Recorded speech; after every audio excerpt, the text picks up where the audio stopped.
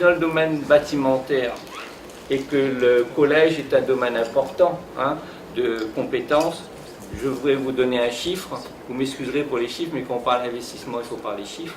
Nous présentons nos orientations budgétaires qui seront déclinées pour un budget année 2017 qui doit être voté avant la fin de l'année.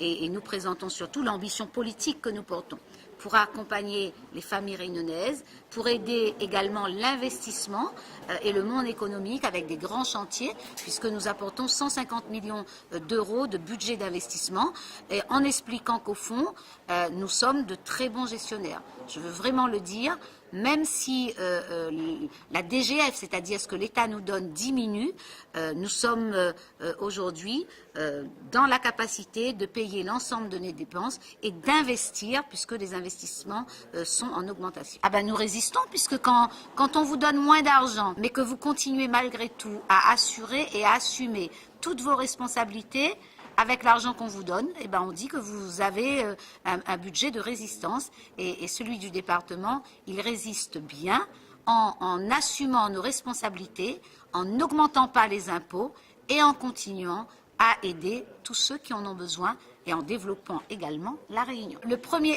axe est celui de l'accompagnement du développement humain. Et donc, nous accompagnons les personnes âgées en créant des conditions de l'accueil de ces personnes avec les maisons de l'accueil familial. Nous continuons à aider les porteurs de handicap. Nous continuons à payer le RSA et à accompagner l'insertion de ces publics en difficulté. Deuxième mesure, c'est celui qui accompagne les jeunes ou les moins jeunes avec 8 000 € pour créer son activité, son entreprise. Ça marche très très bien.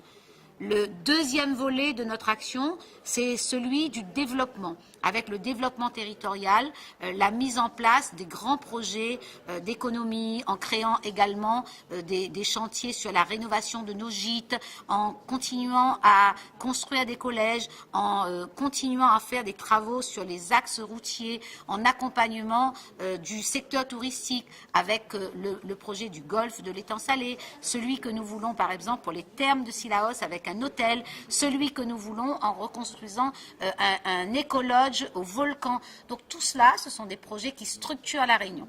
Et puis il y a bien évidemment l'axe également de faire du développement économique à partir de l'agriculture.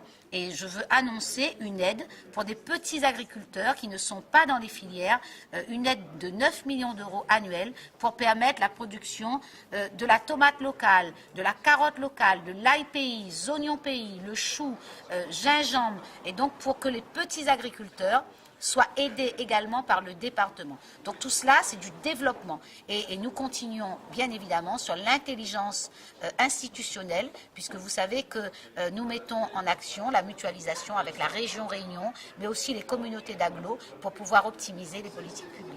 Et par exemple, via les musées, avec un seul passe-musée, nous créons comme à la région une SPL, puisque nous entrons dans la SPL région, la région rentre dans la SPL du département, et je veux d'ores et déjà dire que c'est de la véritable ambition culturelle, touristique et économique, parce que par exemple avoir un restaurant dans un musée, eh ben, ça permet aussi aux touristes de manger et d'avoir de l'activité économique.